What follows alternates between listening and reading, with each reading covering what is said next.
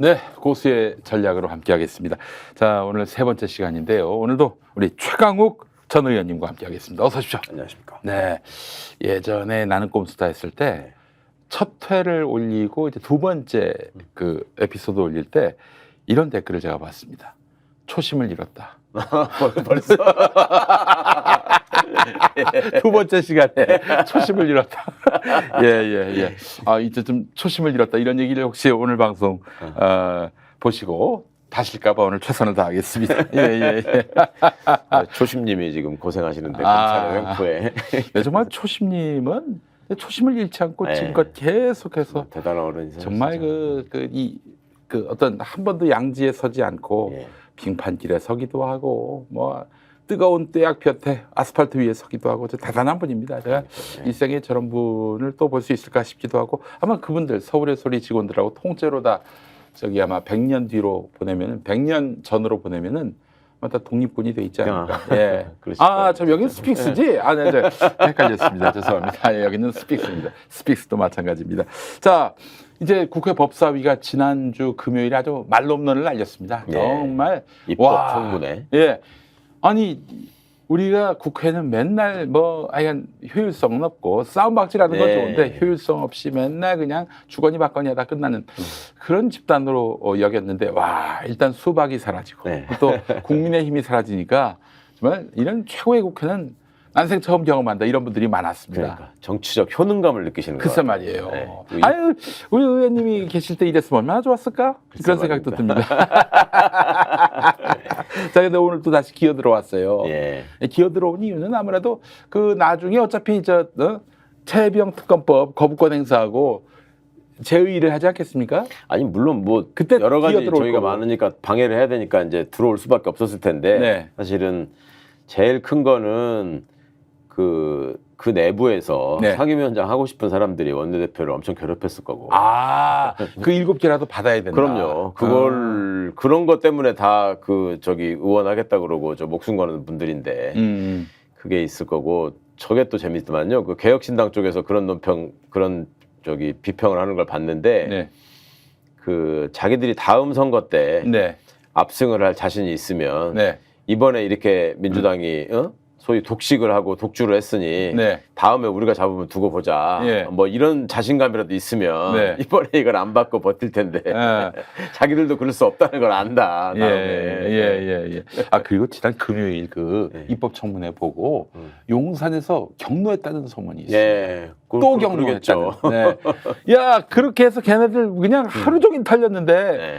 아 이게 중간에라도 들어가야지 뭐 이런 말을 했는지는 모르겠습니다만은 여하간 그러니까 아까 시작하면서 말씀 주셨지만 입법 청문회라는 형식 자체를 지금 굉장히 처음 보시는 거잖아요. 뭐 어디선 공청회라고 얘기하더군요. 네. 그러니까 이제 공청회라고 해서 사실은 생중계도 안 하고 국민들 잘 모르시는 얘기로 네.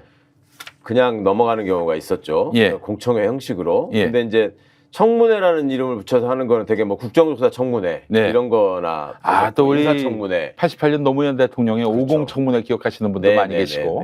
근데 이제 국회가 국민들로 하여금 입법부가 권력 분립의 한 축으로서 실제로 행정부를 견제하고 감시하는 역할을 하는구나 하는 걸 보여준 거잖아요. 근데 그 청문회가 국민들로부터 관심을 받고 박수를 받았던 청문회를 생각해 보시면 항상 여소야대 때 가능했어요. 맞아요. 그때 50 청문회, 뭐 저 광주 청문회 이런 것들이 다 그래서 가능한 거였잖아요. 이번에도 보면 그 청문회라는 형식이 과거에는 왜 그렇게 맹탕이었는가, 공청회 같은 게 왜 그리고 잘 열리지도 않았는가.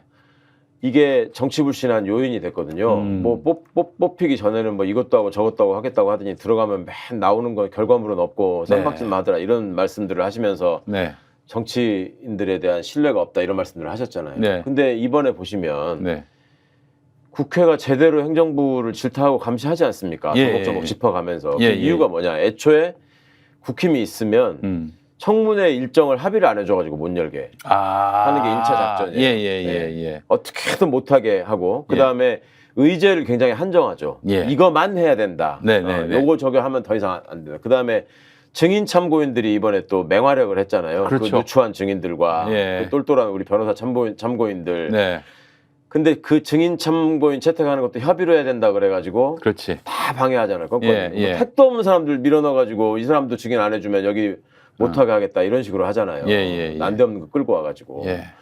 그러니까 그런 것들을 통해서 최대한 이거를 방해하다가 네. 막상 열리면은 이제 네. 시작하자마자 무슨 의사진행 발언이네 어쩌네 하면서 그 하루 그냥 다 보내요 그냥. 네, 그걸로 그냥 허송세월하면서 예. 저 사람 저기 앉아 있으면 안 된다. 뭐 선서를 왜 당신이 받냐. 뭐 순서가 어떻다. 이런 걸로 시비를 걸잖아요. 예. 그리고 중간중간에 위원장이 이제 뭐라고 의사진행하고 만약에 이번처럼 정청래 위원장이 그렇게 하고 예. 또 김승원 간사 발언하고 하면서 왜 선서를 거부하고 예. 뭐 국민을 지금 능멸하는 거냐. 예. 그동안 이렇게 막 지적을 했지 않습니까? 네. 만약에 국힘이 있었다고 해보세요. 예. 거기다 대고 이제 삿대질하고 들고 일어나가지고 그것도 지금 시간 늘어지는 거지, 그러면은. 그걸로 또 막 시간 끌면서 이제 예. 파행시키고 뭐 나가 이렇게 하면서 이제 예. 한단 말이죠. 예. 그런 일들 너무 많이 보셨잖아요. 아, 그러니까 이 국회에서 국민의힘을 도려내야 합니다. 그러니까 예. 어떤 집단 때문에 예. 누구 때문에 예. 국회가 그 모양 그 꼴이었고 정치 불신이 이루어졌는지를 네. 이번에 여실히 보셨던 거고 그리고 또 한편으로는 선거 전략이건 의회 전략이건 국힘의 일관된 입장은 정치 혐오를 부추기는 거예요. 그렇지. 저것들 다 똑같은 것들이고. 얘야 뭐 그냥 주야장창 투표하러 나오시는 어르신들만 예. 나오면은 자기들한테는 덕이니까, 예. 덕이니까. 아니 예. 공개적으로 뭐 김무성 씨가 옛날 당대표 할 때 얘기했잖아요. 우리는 투표를 떨어뜨리는 게 목표다. 그런 정파니까. 그런 집단이고. 갑자기 또 국민의힘이 만약 지난 금요일에 들어왔으면 무슨 일이 벌어졌을까? 예. 그 시뮬레이션을 해주신 거 아닙니까? 예. 갑자기 속이 답답해집니다만. 그럼요. 근데 지금 보시는 분들도 채널 돌리게 된다고요. 그렇죠. 아, 저거 짜증나서 못 보겠다고 이렇게. 정청래 위원장 보니까 오늘도 사실 있었어요. 예. 근데 막 그 유상범 간사가 옆에 와가지고 막 회의를 방해하고 그러는데 예. 계속 쌩 까고 이제 회의를 진행하더니 계속 옆에서 그러니까 당신 누구예요? 이름이 뭐예요? 유상범입니다. 들어가세요, 유상범은.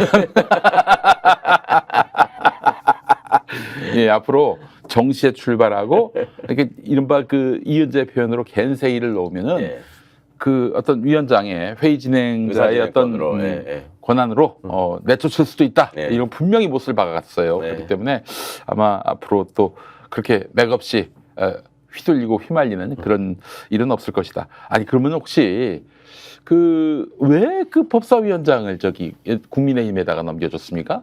그 지난번에요? 21대 국회 때. 아니 그러면 이 한마디로 말해서 법사위에서 뭐 하나 제대로 관찰할 것도 없고 내내 그냥 산으로 가고 그럴 걸 그러니까. 뻔히 알았을 텐데 왜 민주당 지도부가 그랬을까? 그것도 심지어 법사위원장 절대 안 넘겨주겠다고 약속까지 하고서 넘겨줬죠. 그런 분이 있었죠. 나중에 예. 후일담으로는 당시에 윤호중 원내대표가 예.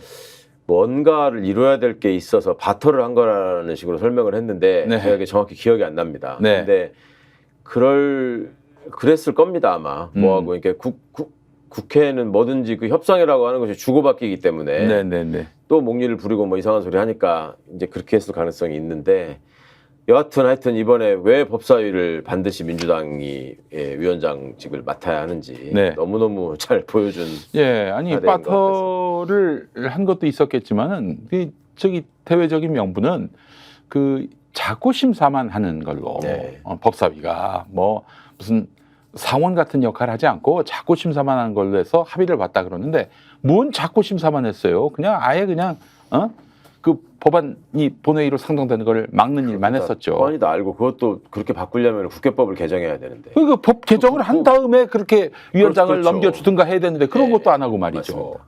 그게 가장 큰 저거 패착이었죠. 네, 참. 예. 자, 지난번 그 금요일 그 입법 청문회 보셨을 네. 것이고, 뭐 저쪽에서는 맹탕이었다, 갑질 청문회였다 이러는데 어떻게 보셨어요? 그렇게 맹탕이라고 하고 싶겠죠. 네. 너무나 많은 얘기들이 맹탕이라고 나와서. 하기엔 너무나 건더기가 많았는데. 참 안쓰럽고 네. 애잔하다는 생각이 들었고요. 예, 예. 일단 신범철 차관이 회수 문제 때문에 네. 예, 대통령 전화한 것이다. 그래도 대통령하고 왜 통화했냐 예, 예. 했을 때, 임성근이 봐주라는 얘기 들은 거 아니냐. 이게 예. 장경태 의원이 몰아붙이니까, 그건 아니고 그 회수 때문에. 네, 몇 가지 하여튼 본인들이 몰려서 나온 코믹한 장면들이 몇 개 있었는데 네. 그것도 있었잖아요. 임성근 증인한테 네. 왜 그렇게 사람 다 나서가지고 당신을 보호하려고 하는 거냐 지금 군줄이. 그러니까 저도 잘 모르겠습니다. 이것도 이때였어요. 사실은 그 의미를 따져보면. 야, 제가 잘못한 게 없는데 왜 보호했다고 하십니까? 뭐 이런 게 정답이잖아요. 그렇죠, 걔들이 그렇죠. 애들 다 부르는 저도 잘 모르겠습니다. 그런 건 자기를 지나치게 보호하고 있다는 걸 인정한 거잖아요. 게다가 이제 그 거듭된 거짓말. 그렇지. 그러니까 이제 굳이 소리를 듣지 않더라도 거기 앉아 있는 박정훈 대령의 표정 및 자세와 그다음에 임성근, 이종섭, 무슨 임기훈, 또 박진희, 이시원 이런 자들의 그 얼굴 표정만 봐도 임성근은 정말 공포에 쩔어 있는 게 제가 대충 봐도 알겠어요. 그냥 이러고 있으면 이러고 있고 계속 내다보고 막 눈을 깜빡깜빡거리고 불안해서 어떻게 못 견디잖아요. 심지어 그 물속에 들어가 있는 사진을 카톡으로 주고받은 걸 보여주면서 언제 알았냐고 하는데도 거짓말하지 않습니까? 그러니까 이게 이런 상황에서 거짓말하는데 익숙하지 않은 그런 군인의 면모를 보인 것이고 다른 한편으로 또 제가 놓치지 않으셨으면 하는 거는 그렇게 이제 어찌 보면 쩔쩔매고 당황해하는 그 군인들의 태도와 검사 출신 이시원의 태도를 한번 비교해 보시면 이시원이는 뭐 답변 안 하겠다. 또 뻔뻔하잖아요. 다 써가지고 여태 검사 출신들이 보인 행태가 다 비슷하지 않습니까? 김우, 한동훈, 윤석열 어떤 사실관계에 대해서 물어보고 확인할 적에 그 뻗대고 내가 왜 너희들한테 그런 얘기를 하니? 뭐 이런 태도가 어쩜 그렇게 일관될까? 그러면 그게 애초에 그런 사람들을 다 모아놨기 때문에 그런 것이냐? 그렇죠. 그건 아니죠. 그러니까 저는 이시원이라는 친구를 그 어릴 때부터 봐서 알기 때문에 원래 그런 사람이 아니에요. 그러니까 그 조직에 들어가서 그 생활을 하고 그 조직이 원하는 모습에 맞추고 또 그 조직에서 늘 보고 듣는 게 수시로 외부에다가 거짓말하고 지들 내부적으로 뭔가를 이렇게 감추고 그거를 보존해서 힘을 말하자면 그 유지하기 위해서 우리 사회를 위한 공익을 실현하는 데 있어서 착한 사람이 돼야 되는데 검찰 조직, 그 부패한 검찰 조직에서 착한 사람으로 보이려고 살아온 삶이 아닌가 그런 생각이 들고. 그러니까 다른 한편에 데자뷰가 느껴져서 좀 조금 생각이 들기도 했는데 이게 그런 게 있었어요. 제가 예전에 한참 군검찰에 있으면서 장성 비리들 수사하고 처리할 때가 벌써 20년 전이거든요. 그래 똥 싸고 있는데 들어가가지고 빨리 나오라고. 그때만 해도 정치 군인이라는 말이 횡행할 때입니다. 그때요. 지금은 정치 군인이라는 말이 사라졌잖아요. 숙군이 됐어요, 사실상. 지금은 정치 검사라는 말이 있고 정치 군인이라는 말이 사라졌단 말입니다. 근데 그때 20년 전에 이 어떤 비리를 가지고 군인들에게 물어보면 그 보이는 태도, 그 맥락 없는 뻔뻔함과 그냥 무조건 뻗대는 거 이게 지금 검사들이 하는 모습과 똑같아요. 그러면 어떻게 해야 됩니까? 똑같습니다. 그 어떤 군 개혁 하듯이 검찰 개혁을 해야 되는 거겠네요. 그렇다니까요. 어떻게 해야 됩니까? 그러니까 군 개혁이 지금 와서 어떻게 이렇게 됐냐고 하면 그나마 정치군이라는 말이 사라지고 예전보다 좀 많이 나아졌거든요. 그럼요. 제가 청와대에 있을 때 그 파견 나와 있던 대령 한 사람이 제가 이런 주제를 가지고 한번 얘기를 해봤어요. 당신도 군에서 그래도 한 20, 30년 있었는데 네가 처음 소위중위로 시작할 때하고 지금하고 많이 다르지 않냐. 어떤 면에서 그랬던 것 같냐. 그러니까 하나회가 일단 척결됐다는 게 뭐니 해도 YS 형님이 가장 큰 저거였고 그러니까 이제 군 내에 어떤 그 특권을 누리던 소수 집단 이거를 이제 없앴다는 거죠. 이른바 이너서클. 그렇죠. 이게 이제 검찰 특수부와 비견되는 조직이잖아요. 그러니까 이거를 이제 역사적 교훈으로 제가 삼자는 의미에서 이거를 다시 말씀드리는 겁니다. 하나회를 없앴다는 거. 그다음에 두 번째는 군에서 무소불위의 힘을 발휘하던 소위 그 장성 집단 거기에 대해서 수사를 하고 나라 돈을 지 돈인 줄 알고 막 쓰던 이런 일이 벌어지면서 스스로 많이 정화가 되고 그리고 무엇보다도 중요한 거는 사회가 그만큼 발전했기 때문에 투명해지고 그런 영향을 많이 받았다. 그러면서 옛날에 그 군대에서 한번 그 장성들이 뭐 공금 삥땅 치고 뭐 진급 가지고 장난치고 하다가 한번 난리가 났었습니다. 막 이렇게 얘기를 하는 거예요. 그래서 그 난리가 왜 났는 줄 알아요? 그랬더니 그때 하여튼 되게 시끄러웠다고 들었다고 하는데 네. 저는 그때 아직 저 초급 간부일 때라 나중에 네. 선배한테만 들었습니다. 그때 나 때문에 그런 거야. 맞아. 터셨잖아요. 네. 터셨잖아요. 그 말씀드린 그 저기 화장실에 들어갔는데 안 보이려고 변기 위에 올라갔다가 빨리 나오세요. 그분이 바로 우리 최강욱 군 검사님. 제가 안 가요. 저는 그래도 화장실 바깥에 있었고 네. 우리 수사관 중사분이 가가지고 나오라고 도망가 숨어 있는 사람은 준장이고. 그것도 심지어 또 저기 저 페이퍼를 구겨가지고 먹으려고 했잖아요. 목구멍에 넘기려고.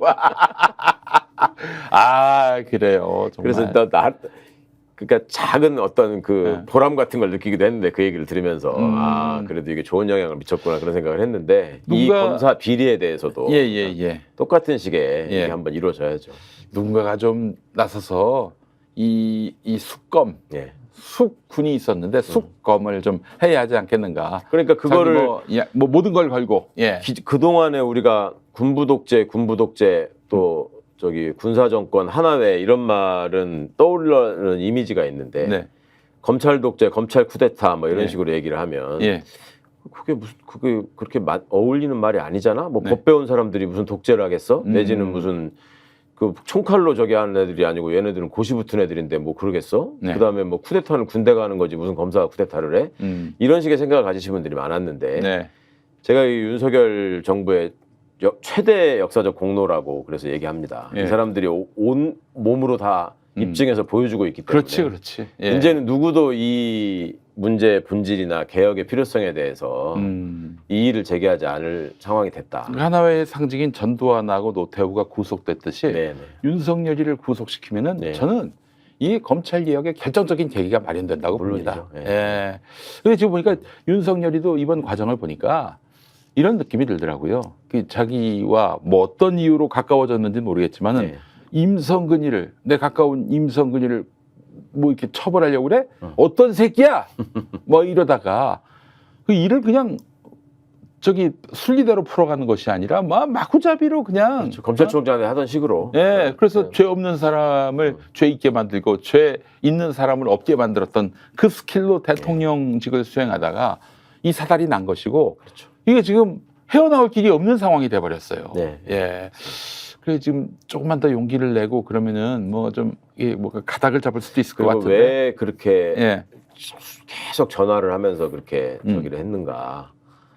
이제 굉장한 불안감이 있었던 것 같아요. 그러니까 임성근이가 넘어가면은 그러니까 이제 보호 문제가 자기 뜻대로 해결되지 않으면 뭔가 자기 권유의 훼손을 넘어서는 더 불안감이 있었던 것 같아요. 이미 그때 2023년 7월, 8월도 지지율이 뭐 그냥 계속 하향 곡선을 그었고 또 그런 국면에서 자기가 이렇게 밀려날 수도 있겠다. 이미 작년 12월에도 보면 어딘가에 가가지고 탄핵당할 염려를 자기 입으로 얘기했던 거 아니에요? 그렇죠. 그런 것들이 내가 그 리더십이 이렇게 레임덕 상황으로 가면은 그러면은 큰일 나겠구나라는 그 염려가 그 경로, 항명 뭐 이런 걸로 해가지고 그리고 본인이 했던 방식이나 수법들을 본인이 제일 잘 알잖아요. 그러니까 그거를 걱정할 수밖에 없죠. 자기의 안위를 어디서 누군가가 또 칼을 갈고 어디서 등 뒤에서 칼을 꽂을지 모른다라는 두려움이 이 사람한테는 늘 있는 것이고 그리고 또 그런 거 있거든요. 그 소매치기가 제일 싫어하고 기분 나빠하는 게 뭔지 아십니까? 뭡니까? 소매치기 분들이 말씀하시기를 소매치기 당할 때 자기가 소매치기 당할 때 그러니까 본인이 마구잡이로 막 수사해가지고 어떤 사람 표적으로 해서 집어넣고 이런 걸로 거기까지 온 사람인데 이게 역으로 지금 자기 지시가 안 먹히고 이 수사의 범위나 이런 거에 대해서 아무런 영향력이 없는 사람으로 되는 게 너무 싫은 거예요. 이 사람은. 박정희 때 쿠데타 일어날까봐 군에서 쿠데타 일어날까봐 전전긍긍했다는 거 아닙니까? 그렇죠. 박정희가. 그래서 그때 다 무슨 뭡니까 그 공무원연금, 군인연금 이 설계가 구멍이 날 수밖에 없었던 이유도 그거와 관련돼 있다고 얘기하시는 분들이 많이 있습니다. 그러네요. 그렇죠. 그때 설계가 됐으니까. 알겠습니다. 자. 근데 이 청문회 이전과 이후 지금 민심이 많이 바뀌었을 것 같아요. 이거 윤석열을 수사하지 않고서는 이거는 뭐 어떠한 진실도 확인할 수가 없구나. 국민들은 그렇게 생각을 하셨을 것 같은데 윤석열의 태도도 달라질까요? 그럴 리는 없죠. 그럴 일은 없다. 그럴 사람이 아니고 어제 우리 저 민주당 법사위원들이 아마 그 그 기자회견하면서 윤석열 휴대전화를 빨리 압수수색해라. 공수처 보고. 이 피켓팅하는 걸 봤는데 예. 참 적절한 지적인 것 같아요. 네. 그러니까 지금 거짓말하고 이런 것들이 다 밝혀진 게 결국 그 통화 기록에서 다 드러난 것이고 네네. 지금 하나하나씩 더 추가로 나오고 있지 않습니까? 예. 여러 가지 정황들이 예. 여기다가 전화했더니 저기다가 됐더라. 그렇지. 뭐 여기서 한 줄 알았더니 딴 장소더라. 뭐 이런 거가 지금 나왔잖아요. 네. 그러니까 결국은 한 사람 때문에 지금 너무나 많은 사람들이 너무나 많은 고생을 하면서 낭비를 하고 있는 거예요. 지금 뭐 임성근 휴대전화가 열렸네 안 열렸네 뭐 이종섭 휴대전화가 깡통폰 말고 진짜 있냐 없냐 이런 걸 따지기 그렇지. 앞서서 예. 윤석열 휴대전화만 있으면 다 해결되는 다 거거든요. 해결되지. 어? 저기 윤석열 전화 받은 사람들이 누군지 다 특정이 그럼요. 되지는 않잖아요. 네, 윤석열 네. 휴대전화를 까기 전에는. 그렇죠. 네. 아니 근데 이제 의원님, 제가 늘상 가졌던 의문이기도 네. 하고 여러 번 또 이 매체 저 매체에서 의혹처럼 제기를 했는데 혹시 그 통화한 사람이 네. 윤석열이 아니라 김건희일 가능성. 예. 그게 좀 여러 가지로 짚혀요. 배제할 수 없다고 봅니다. 예. 그 일반 전화로 그렇게 전화를 걸어서 네. 그것도 수시로 전화를 걸어서 예. 심지어 국제 전화를 예. 이런 것들이 도청이 다 될 텐데. 예. 저도 지금 윤석열 전화번호를 입수했어요. 네. 그래서 저기 체리 따봉을 보내볼까 그 생각도 해봤는데 아니 그럴 정도로 그 당연히 외국에서 특히 러시아나 이런 뭐 다른 나라 뭐 북한에서도 충분히 윤석열 전화번호 하나 알아내는 게 뭐 별일이겠습니까? 그게? 그러니까 아니죠. 이미 알고 있었고 예. 그러니까 정보기관에 있는 사람이 저한테 예. 자조적으로 얘기를 하는데 예. 지금 적어도 예. 미국, 러시아, 중국은 윤석열이 무슨 통화했는지 다 녹취를 갖고 있다. 녹취로? 예. 감청을 해서 국제전화는 100% 감청이에요. 그렇지. 뭔 네. 라인을 건너가니까. 그럼요. 예. 그거는 다 어찌 보면 좀 중요한 직에 있었던 사람들한테 공지의 사실이에요. 그럼 미국은 저 같은 알겠네. 사람도 개인 전화를 안 썼는데 예. 청와대에 있을 때 아. 예. 공용폰이 지급되고 예.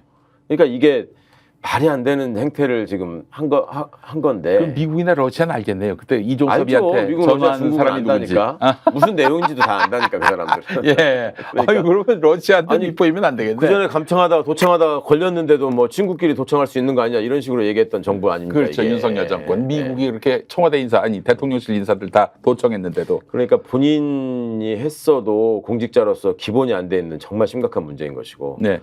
그거를 옆에 있던 아내가 그걸 다 알아서 했다면 이건 그냥 딱 떨어지는 국정농단인 것이고. 전에 김용민 TV 나오셨을 때 그 작년인가요? 그 체리 따봉 때 네. 권성동이하고 윤석열하고 뭐 네. 문자 나누는 거. 근데 그게 오전 11시 때였단 말이죠. 그 바쁜 그때 시간에. 그 최강욱 의원님 그때 말씀하시기로는 그 시간이 대통령이 가장 바쁜 시간이어서 예, 그렇게 맞습니다. 사적으로 텔레그램 주고받고 예. 이모티콘 보낼 그런 시간이 아니다. 네. 그 때문에 이거는 또 폰은 집에다 두고 예. 관저에다 두고 나오는 거기 때문에 관저에 있는 누군가가 그 문자를 보냈을 가능성이 있다. 이렇게 또 말씀하셨는데 만약 그게 사실이고 그래서 김건희가 했다면은 이 악귀가 많이 맞아요. 네. 그날 저녁에 뭐가 있었냐면은 저도에 갔는데 거기서 네. 이제 술 파티 벌어진 거 아닙니까? 네. 김건희가 그렇게 웃어댔다는 거야. 그날 기분이 좋아서. 너무너무 기분이 좋았는지 막 그냥 큰 소리 나고 웃음소리 만발하고 그랬다는 거예요. 그 저도가 알고 봤더니 그 멧돼지 젖자더군요. 네. 예, 저도. 예, 저도가. 아니 그렇다면은 이거야말로 더 심각한 문제 아닙니까? 그럼요. 그리고 우리가 이종섭이를 거짓말쟁이로 본 게 잘못된 거예요. 네. 자기는 대통령하고 통화한 적이 없다라고 얘기했잖아요. 또. 예. 네, 김건희의 국정 개입까지 이게 확인이 된다면은 이거는 뭐 진짜 얘네들이 지금 호미로 막을 거를 뭘로 막는다고 그러죠? 가래라고 가래로. 가래로. 가래침할 때 가래. 노란 휴지? 그건 아니겠고. 아니 그러면 윤석열의 태도 변화는 없을 것이고. 네. 그럼 어떻게 해야 됩니까? 여기서 멈춰야 됩니까? 아니죠. 뭐 민주당이야 계속 이런 식의 어떤 그 입법부의 기능을 최대한 확대해서 네. 국민들로 하여금 이 행정부의 어떤 잘못이나 네. 만행이나 예. 이런 것들을 확실하게 인식하실 수 있도록 네. 이런 청문회가 이제 계속 이어졌으면 좋겠고 그렇지. 그리고 예. 계속 입법 발의하고 통과시키고 또 해야죠. 오늘도 예. 지금 그 법사위를 통과했다는 거 아닙니까? 예, 방송 사법이. 사법. 예. 그게 정말로 시급하고 지금 중대한 과제잖아요. 네, 8월 네. 중순부터 지금 박문진 이사가 예. 교체되기 때문에. 아, 또 우리 전 박문진 이사 아니시겠습니까? 우리 최강욱 의원님. 아니, 최강욱 의원님은 뭐 안 걸친 데가 없어. 어? 그러니까 제가 왜 팔자가 이렇게 됐는지 모르겠어요. 끼어있어. 대한민국에 썩은 데는 다 끼어있어. 군대 가서 껴있다가 언론에 가서 껴있다가 참나. 아니 그러다가 지금 저는 백수되고 김장겸이가 의원 아닙니까? 아, 그래요. 황당해서 진짜. 아유, 정말 어처구니 없습니다. 세상이 거꾸로 간다는 그러면 게. 김장겸이가 후배네, 배현진한테. 그러네요. 배현진이 삼선이잖아요. 배현진 재선이죠. 재선인가요? 예. 재선입니다. 아, 그렇지, 그렇지. 지난번에 이제 보궐로 들어왔으니까. 예. 아, 야. 그 눈가라 이럴까요? 배현진이 김장겸한테? 아, 그러면은 이제 국민들이 이제 이 상황의 심각성을 아마 많이들 인식하셨을 거예요. 예. 윤석열이가 또 거부권을 행사한다면은 그 진짜 국민들이 그렇죠. 폭발할 수 있겠다라는 생각도 예. 들고 이 와중에 눈치 까고 한동훈이가 지금 자기 나름의 어떤 최혜병 특검법을 이제 만들겠다고 했습니다. 그게 뭐냐면은 이 대법원장이 추천하는 두 사람 중에 하나를 윤석열이가 고르는 건데 어떻게 보셨어요? 그 이제 말 같지 않은 소리. 말 같지 않은 소리야. 그 두 가지를 봤죠. 하나는 최혜병 특검법은 뭐 독자적인 안으로 해서 통과시켜야 된다는 쪽으로 얘기했잖아요. 네네. 그리고 김건희 특검법은 하면 안 된다 그러잖아요. 그렇지, 그렇지. 권력서열 1위가 누군지를 한동훈은 알고 있다. 그렇지. 그분을 건드리면 안 그분을 되니까. 건드리면 안 된다. 그 다음에 한동훈 특검법을 윤석열이 수용할 가능성이 있기 때문에 나도 카드를 하나 쥐어야 된다. 이게 가장 설득력 있는 분석인 것 같아요. 그걸 처음에 딱 느꼈고 이미 5월, 6월에 조국 혁신당이 만든 한동훈 특검법은 일단 거부권 행사하지. 국회로 돌아오잖아요. 한 10명 정도 친윤한테 야, 그렇죠. 가표 던져. 그러니까 가표 던져가지고 그 통과시키는 걸로 생각을 했는데 근데 조국 혁신당에서 법을 만약에 한동훈의 죄가 드러나면 윤석열까지 책임지게 만드는 그런 법이라면서요? 저는 그 내용을 몰랐는데 그게 딱 관련돼 있는 저거고 그리고 사실은 김건희 건도 온갖 게 다 지금 거기 다 포함되어 있기 때문에 종합특검법 윤석열 한동훈이 빠질 수 없는 특검법이거든요. 그러니까 이제 그거를 피하려고 한 거고 최혜병 특검법은 본인은 지는 상관이 없다고 지금 생각하거든. 최혜병 사건에서는. 그러니까 그 특검법을 얘기하는 거고요. 그렇지. 그리고 제가 예전부터 한동훈이 제일 먼저 배신할 것이다. 그런데 절대 정면 승부는 못한다. 그렇지. 측면 승부를 계속 드렸었습니다. 측면 승부를. 그러니까 지금 이제 배신을 시작한 거고. 그런데 이제 기어이 한다는 소리가 뭐 10초만 했겠냐. 뭐 저 특검법을 해야 된다라고 했다가 지금 그 공격을 받으니까 뭐 거부권 행사하는 건 당연하다. 라는 식으로 그다음 뭐 지 뜻이 뭐 저기 한다는 식으로 이렇게 물러섰잖아요. 그러니까 이게 둘이가 서로의 비리나 약점들을 너무 많이 쥐고 있기 때문에 절대 정면 승부를 할 수 있는 사람들이 아니고 계속 물밑으로 꼼수를 부려가면서 이제 빈틈이 보이면은 이제 그 뒤에서 찌르는 이런 거를 지금 계속 생각을 할 텐데 하여튼 전당대회를 앞두고 지금 윤이 절대로 그냥 있을 사람이 아니란 말이죠. 그렇죠. 그러니까 활극이 벌어질 텐데 하여튼 국민들 입장에서는 구경거리가 될 수도 있겠습니다만 이게 나라꼴이 정말 너무 말이 아니어서 엉망진창이 되는 거죠. 한동훈이가 지금 될까요? 이번에 국민의힘 당대표? 그 지금 자기들끼리도 그렇게 얘기하잖아요. 이 상태로 가면은 될 수도 있는데 이 상태로 가겠냐 이게. 윤석열이 가만히 있겠냐? 그렇죠. 그 말 아닙니까? 왜 하루 전날 원희룡을 불러가지고 다음날 원희룡이 출마 선언을 합니까? 다 의미가 있는 거잖아요. 윤심은 원에게 있다. 그거는 뭐 공언하고 다니는 거 아닙니까 지금? 원희룡 씨가?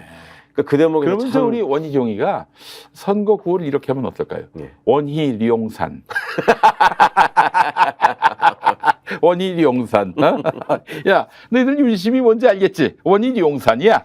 이렇게. 어쩌다 보니 지금 그 나와서 저기 하고 있는 사람 셋이가 다 저희 또 대학 공무원들이 돼가지고 꼬라지가 제가 참 슬픈데. 원희룡 그리고 저 나경원.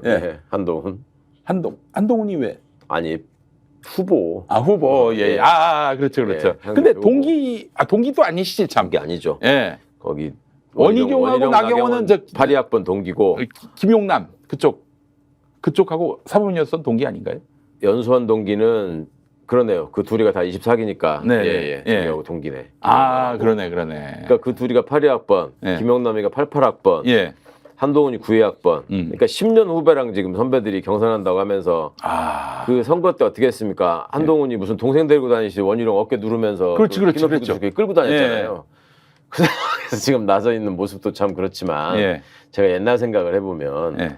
원희룡은 나름 운동권 핵심에 가까이 있었던 사람이에요. 그렇죠. 예. 그리고 현장 가서 노동운동도 한다고 있었던 사람이고. 네. 그래서 민주당에서 영입하려고 그랬었어요. 그 원희룡은 지금 예. 소위 찐윤의 대표 주자가 돼가지고 아유.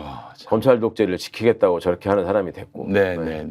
당시에 정말 오로지 고시 합격과 출세 외에는 다른 저기가 없었던 한동훈이가 지금 마치 윤을 비판하는 사람인 것처럼 무슨 반윤이라는 소리를 듣고 있으니. 저 아스팔트 보스들은요. 네. 저 좌파라고. 글쎄, 좌파라고 낙인을 찍고 있어요, 지금. 저는 이 세상 돌아가는 꼴이 너무 어지러워서 어이가 없습니다. 정말.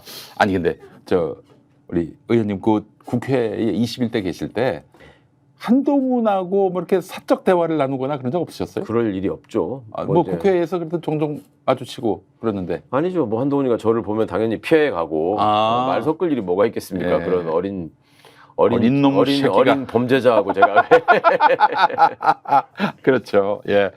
아이고 정말. 아니 어쨌든 원희룡이가 그래서 저 용산에 용심을 받아가지고 윤심을 받아가지고 지금 나온 그런 상황이 됐는데 아마 한동훈이든 뭐 윤석열과의 어떤 차별화. 근데 윤을 노하게 하지 않는 그런 차별화만으로도 자기가 좀 덕을 볼 수 있지 않을까 이렇게 기대하고 있는 것 같다는 생각이 드는데 이번에 반드시 당대표가 되겠다 이런 마음이 있는 건가요?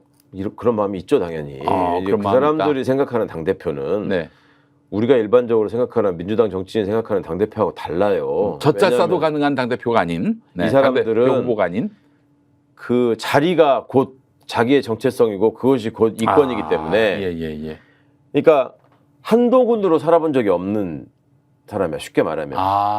얘는 한동훈 한 검사로 살아왔었지. 그렇죠, 한 장관으로 살아오고. 근데 예. 지금은 한 백수가 됐잖아요. 예. 이걸 견딜 수 없는 거예요. 그러니까 뭔가가 필요한 거예요, 또. 예. 그리고 유세 때 가서 그런 일단 기저 심리를 드러내는 발언을 하잖아요. 예. 쫙 후보들도 있고 의원들도 다 있는 데서 예. 여기서 제가 서열 1인데 예.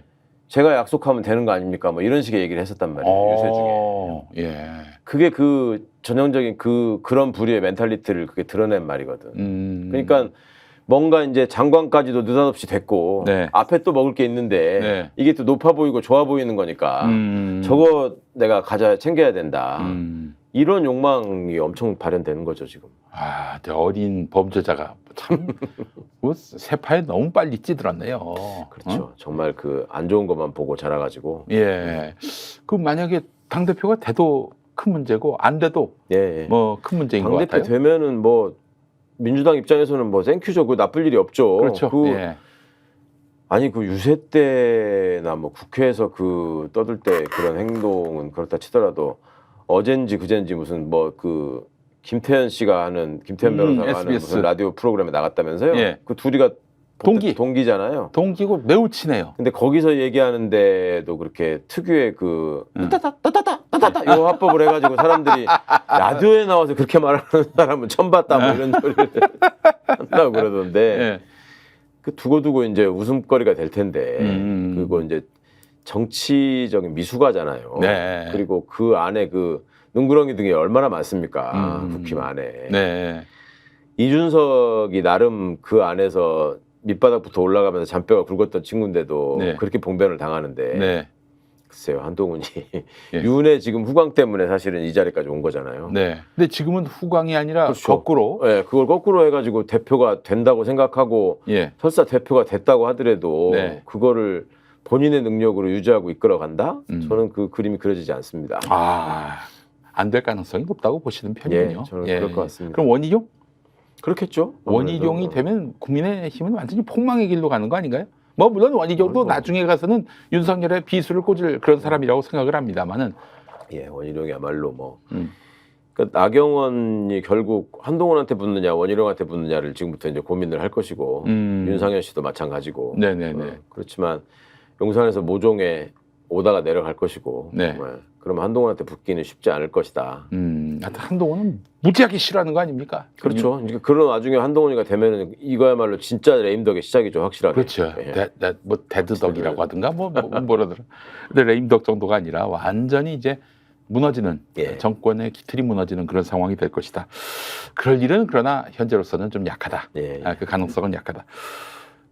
근데 또 뭐 최병 특검법과 관련해서 거부권 행사하고 그렇게 해서 결국엔 또 108명이 똘똘 뭉쳐가지고 그 부결시키고 예. 이런 상황을 우리 국민들이 그냥 봐주기만 하실까 하는 생각도 들긴 합니다. 그 사람들 입장에서도 되게 부담스럽고 예. 공포스러울 텐데. 근데 또 이제 용산에서는 야 이거 뭐 어떻게든 뭐 비슷하게라도 뭐 관철시킬 생각 하덜덜 마라. 그렇죠. 그거 그냥 예, 예. 뭐 이렇게 나올 거 아닙니까? 예, 예. 아니 그 이원석이가 무슨 뭐 저 수사는 수사고 인사는 인사입니다 하고 그렇게 떠들고 폼 잡고 다니더니 지금 김건희 출석 요구한다는 얘기 싹 사라져 버렸잖아요 지금. 예. 그냥 없어졌겠습니까? 그런 것처럼 그러고서 지금 신나게 또 외국 갔다 오고 뭐 하고 다녔잖아요. 네네네. 본인들은 다 정리됐다고 하고 그다음에 예. 권익위가 저 꼴 같지 않은 짓 하는 거 보십시오. 네. 그래가지고 국민적인 지금 놀림거리가 되고 있잖아요. 네네. 그러니까 이런 저런 일련의 행태를 볼 때 유는 여전히 지금 임기가 반도 지나지 않았다. 네. 내가 아직도 쥐고 있는 게 많고 너네들이 주워 먹어야 될 떡고물이 있는데 너네는 나를 치지 못한다. 네. 라는 자신감이 있는 거고. 이 대한민국이 이 윤석열, 김건희 따위한테 이렇게 뭐 짓눌려 가지고 아무 일도 못하는 이 현실이 너무 비극적입니다, 사실. 글쎄 말입니다. 그러니까 국민들이야 뭐 이제 다 간파하시는 과정인 것 같은데 그 좋은 자리에 있다는 사람들이 다 짓눌려서 그런 노예 같은 행태를 보이고 있으니까 네. 이게 이번 경험을 통해서 정말 저는 대한민국의 민주주의가 한 단계 성숙하고 발전했으면 좋겠어요. 네. 정말 저 집단이 예. 무엇을 위해서 살아가는 사람들이 모여 있는가. 네. 그리고 왜 저 집단이 정권을 잡으면 항상 이런 사달이 나는가. 예. 이걸 이제는 좀 그 지지자분들 좀 느끼셔야 되지 않아요? 그래요. 3-4번이면 예. 민주당 아무리 밉더라도 예. 이 새끼들보다는 시공 장난이잖아요, 사실은. 그러니까. 아니 국민의힘이 싹 사라지니까 국회가 제 기능을 회복하고 예. 얼마나 국민들에게 시원함과 통쾌함을 줬습니까? 예. 또 아울러 정의를 세우고요. 예. 좀 각성이 됐으면 좋겠는데 참. 그 결국에는 윤석열의 어떤 그런 뭐 더 이상 윤석열로는 미래가 없다. 예. 이제 여기 붙었다가는 나도 망한다. 이런 심리가 압도돼가지고. 그러니까 점점 커지겠죠. 점점 커지지만 지금 상황에서는 먹을 게 아직 많아. 또 그렇죠. 3년이나 먹을 게 남았고. 많고 예. 그다음에 이 사람을 겪어본 사람들은 이 사람이 얼마나 난폭한 사람인지를 안단 말이죠. 예. 특히 궁지에 몰렸다고 생각할 때 네. 더더욱 그럴 수 있다. 지금 이재명 대표에 대한 이런 기소. 예. 또 이번에 보니까 저기 김만배 신앙님 예. 이 녹취록건과 관련해서 이재명의 이익을 위해서 이들이 그렇게 행동한 것이다. 녹취를 만들었다. 예. 이렇게 검찰이 구속영장 청구서에 그렇게 적었다고 하더라고요. 예. 그 결국엔 나중에 이재명 대표도 수사하겠다는 얘기 아니겠습니까? 그렇죠. 이런 갖은 어떤 그런 뭐 혐의를 만들어 가지고 이 대표를 압박하겠다 이런 얘기인 계속 것 뭐 같은데. 그런 걸로 하겠다는 것밖에 안 되고. 뭐 또 저 성남 FC 같은 경우 뭐 증인을 뭐 또 수십 명을 또 갖다 붙여가지고 수십 명이 아니라 수백 명이던데. 수백 명입니까? 제가 공을 하나 더 못 봤군요. 그러면 이 경우는 어떡합니까, 그건? 진짜? 그러니까 이제 법원이 그걸 다 기각하고 잘 걸러내야 되는데 네. 그런 것 자체가 이제 최대한 시간을 끌어가지고 하여튼 이재명 대표를 괴롭히겠다라는 예. 것밖에 아무 의미가 없는 거죠. 예. 그리고 윤의 입장에서는 지금 본인이 가지고 있는 최고이자 최후의 수단을 끝까지 최대한 쥐고 있으면 네. 나는 죽지 않는다라는 생각을 계속 하는 것 같고 정말 할 줄 아는 게 또 그거밖에 없고 예. 뭘로 이 사람이 민심을 되돌리겠습니까? 예. 경제에 대해서 식견이 있습니까? 외교를 가지고 국격을 높일 무슨 여지가 있습니까? 지금 기업들도 사실은 그 뭐 상속세 깎아주고 뭐 세금 종부세 깎아주고 뭐 법인세 어떻게 하고 이런 것 때문에 좋아하는 것 같지만 사실 기업들 입장에서는 그 아리백 같은 문제가 네. 정말 치명적인 문제거든요. 네. 삼성전자건 현대자동차건 대표적으로 뭐 SK도 마찬가지고 아예 지금 수출길이 막히는데 네. 그 회사 망하라는 얘긴데 네. 그 원전 갖고 해. 뭐 이런 거 그러니까 아니에요? 오죽하면 국회 와가지고 몰래 로비했었다니까요. 제발 다수 야당에서 좀 그 법 좀 통과시켜 주십시오. 예. 아리백을 강제할 수 있게. 지금 통과시켜봐야 또 거부권 행사할 것 같은데. 그러니까. 오죽하면 그 사람들이 그러겠냐고요. 지금 기업도 생존의 문제에 지금 그럼요. 예. 봉착해 있고요. 예. 정말 참. 그러면 재벌들이 좀 박근혜 때처럼 윤석열 탄핵에 뭔가 좀 막후 역할을 좀 그럴 수도 있겠죠. 그 예. 사람들도 정규재 씨 발언이 그래서 예사롭지 않습니다. 예. 그렇죠. 그 양반 재벌 대변인이잖아요. 그분이야 평생을 그렇게 살아오신 분인데 요즘 아주 그냥 세게 말씀하신다고 여러분들이 정규재 씨 얘기 많이 하시더만. 네, 그 재벌의 입장과 거의 일치돼 있다라고 보니까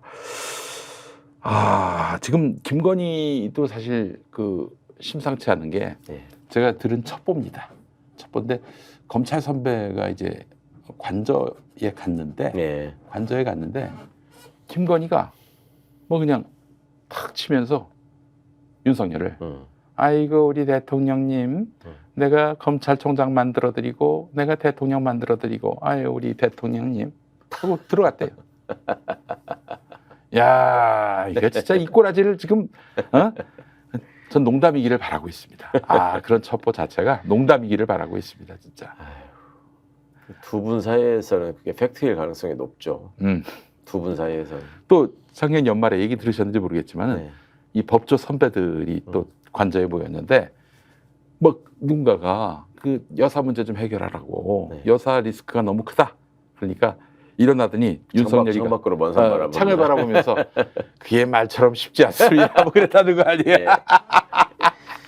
아유 정말.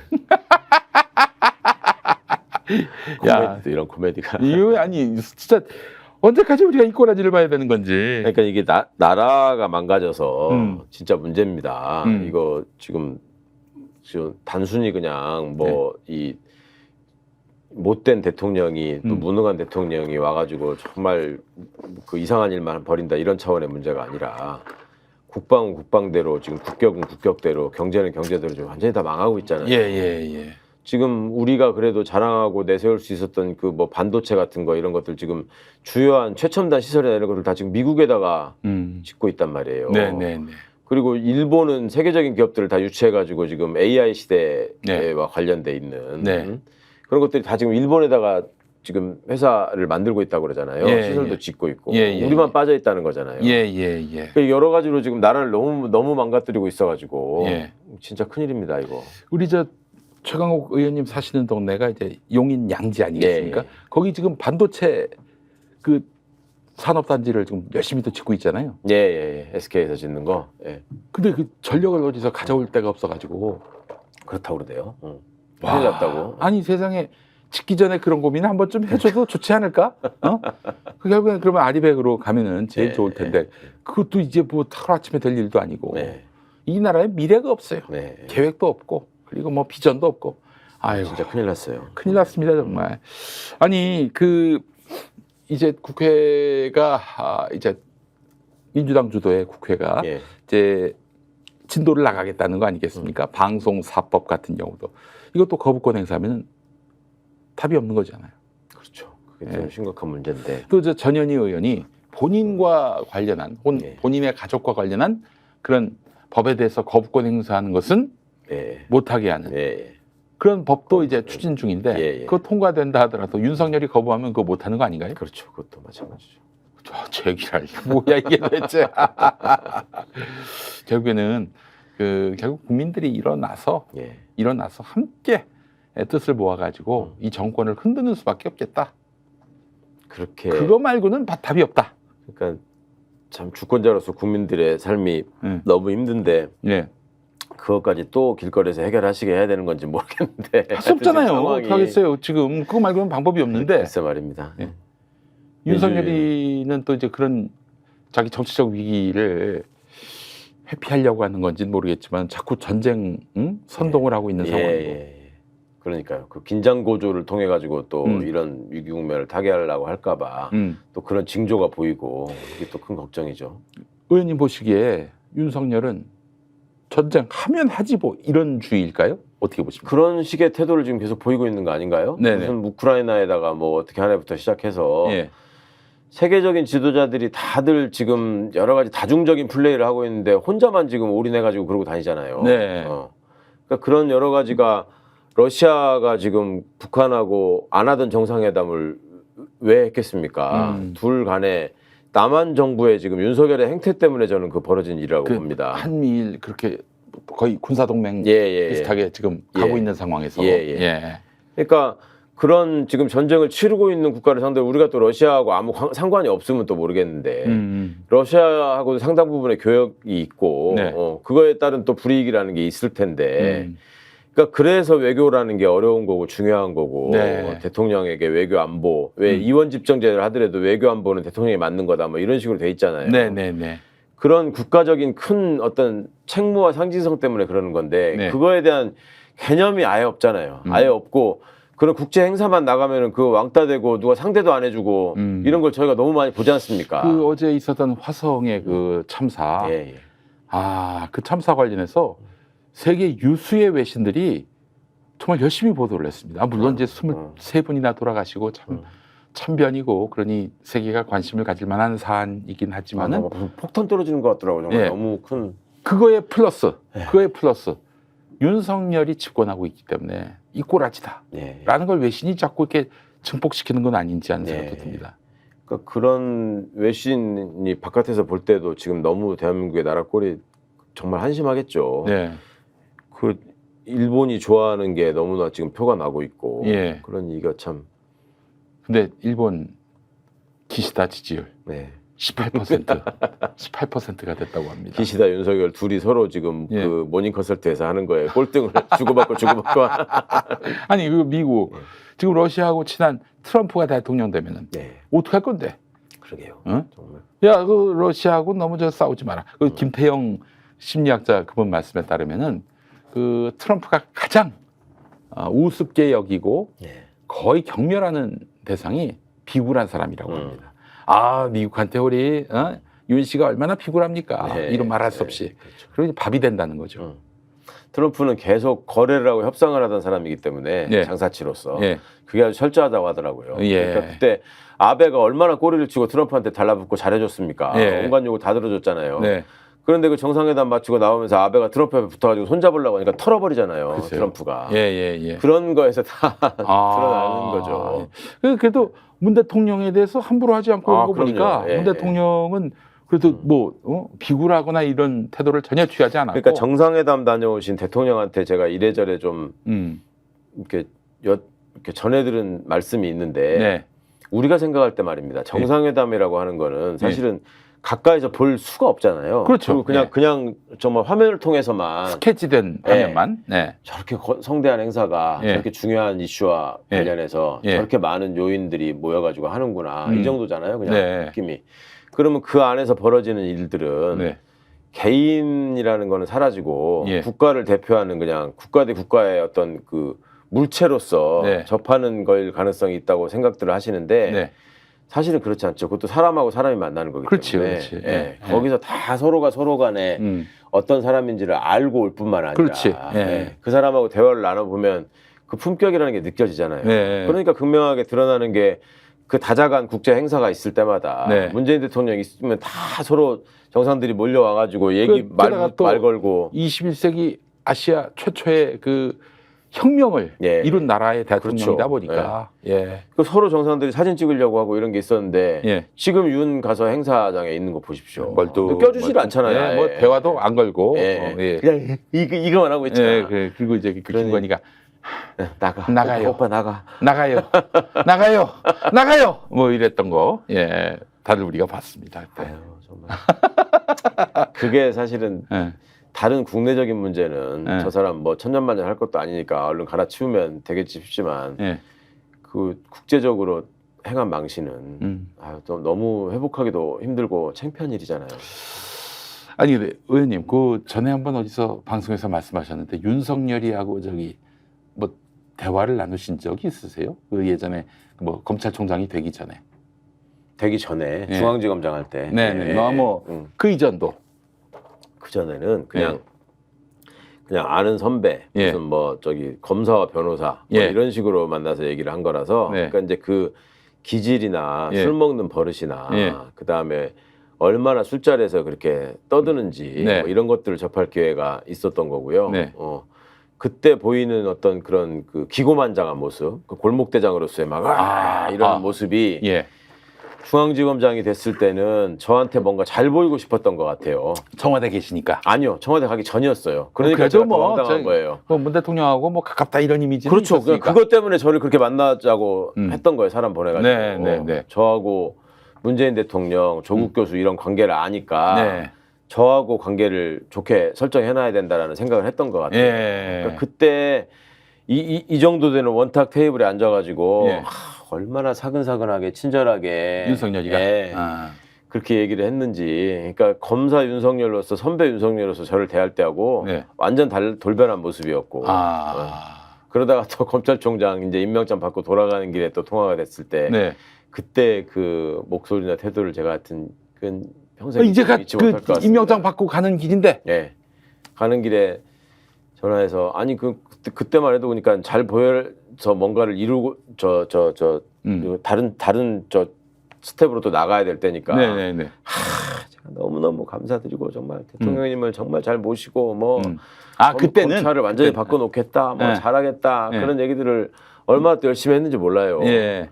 그러고 나서 그 뒤에 보이는 여러 가지 행동이나 모습을 보면서 저는 사람이 이 정도까지 이중적일 수 있구나. 이게 이제 그리고 그 뒤로 제가 더 가슴 아팠던 거는 그때 그 윤의 그런 돌변하는 모습 때문에 그리고 윤의 수하로서 이제 요소에서 이제 여러 일을 하던 네. 이런 친구들이 다 제가 아주 가깝게 지내고 잘 알던 후배들이란 말입니다. 네.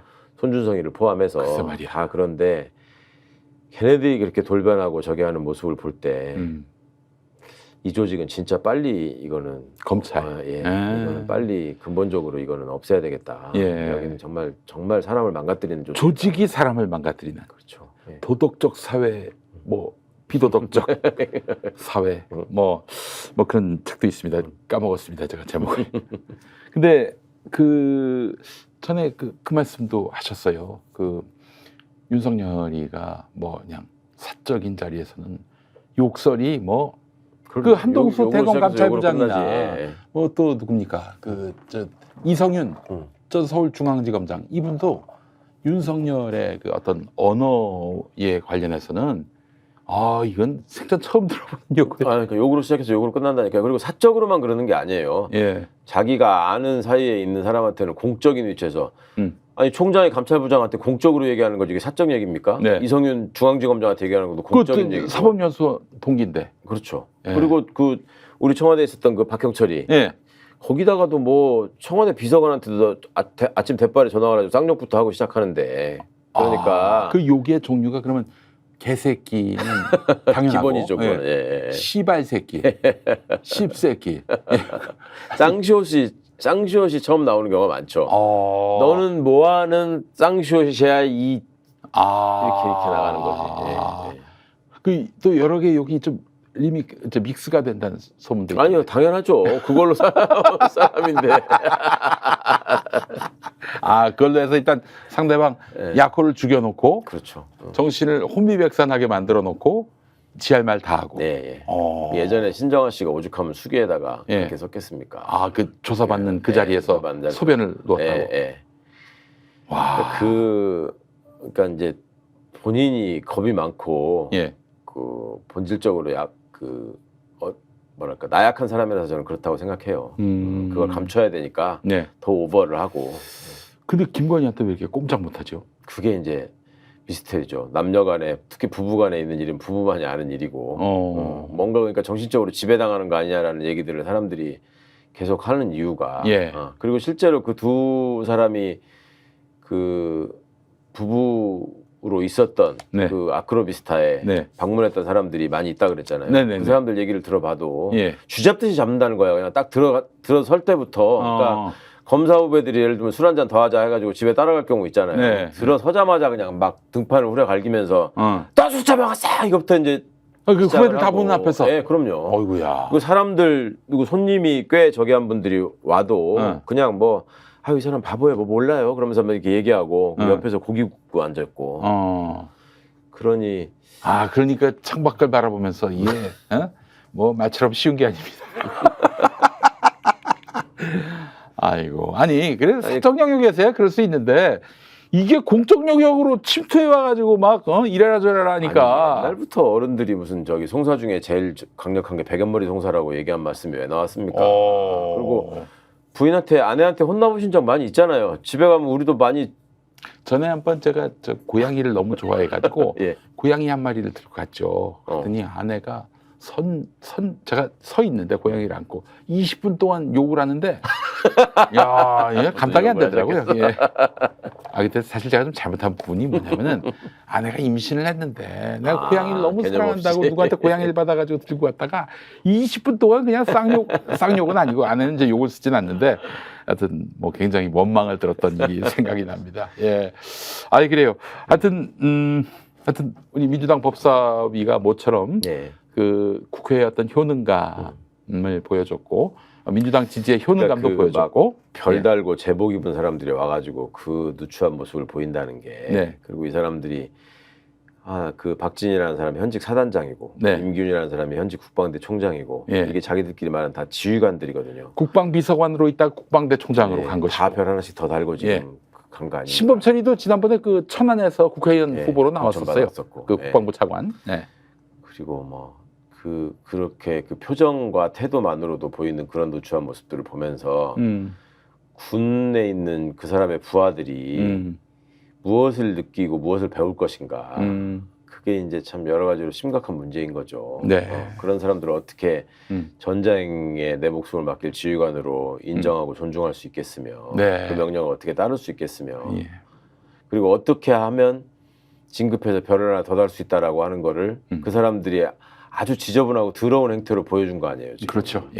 그게 나중에 미치는 영향이 그게 어떤 악영향이 얼마나 많겠습니까? 당장 사관이나 우리 그 장병들이 이런 인간이 장군이었고 사단장이었나라고 했을 때 좀 유사시 상황이 발생했을 때는 어떻게 할지 눈앞이 캄캄합니다. 정말. 예전부터 군인들이 그 진급 경쟁이 되게 치열한 조직이잖아요. 그리고 상명하복을 굉장히 중시하고 무엇보다도 저기 한 게 이제 항상 계급장을 붙이고 다니잖아요. 그렇죠.